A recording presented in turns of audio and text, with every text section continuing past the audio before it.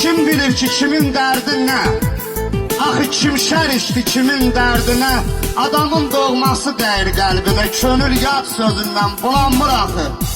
Fələk yaxamızdan çəkib aparır, dərdi sinəmizə əkib aparır.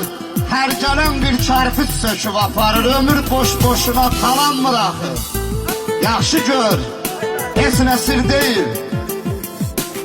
Hamı bir görünür, hamı bir deyil. Bunu mən demirəm, atalar deyir. Söyüd də badama calanmır axı. Raz yaz bitməsin yazmaq həvəsim. Öz üçün ağırdı dərdi hər kəsin.